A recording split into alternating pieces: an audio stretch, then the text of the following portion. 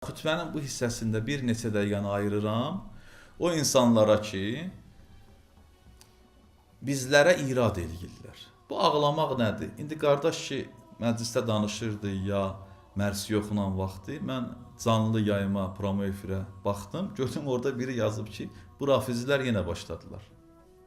Nə oldu, nə xəbərdir, yenə nə oldu sizə? Məsələn, bidətdir bu ağlamaq və s. Əvvələn, mən cavab verirəm onlara, sizin özünüz bidətsüz ümumiyyətlə. Bu sələfilik, vəhhabilik haçandan yaranıbdır ki? Bidət nə deməkdir? Yəni, dində olmayıb, sonradan yaranan bir şeyə bidət deyilir.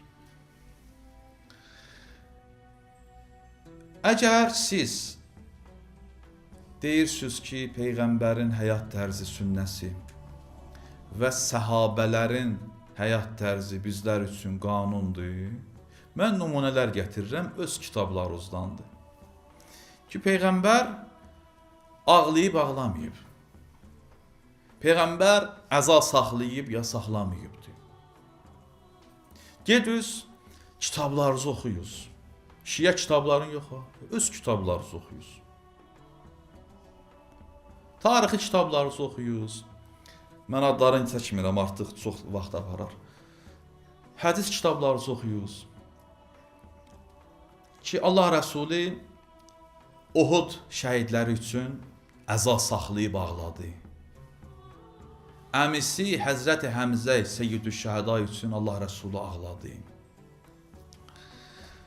Cəfər Təyyar üçün Allah Rəsulü əza saxlayıb ağladı, Mövtə döyüşündə şəhid olmuşdu.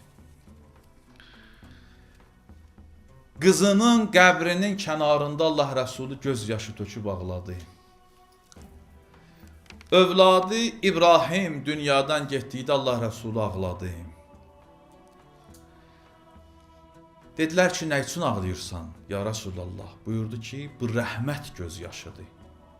Ki, bir atanın övladı dünyadan gedəndə qəlbi yanır, qəmlənir və ağlayıram. Və Allahın rizasının əksinə heç bir şey demirəm mən. Allah'a etiraz etmirəm. Sadəcə olaraq mərhəmət göz yaşı tökürəm.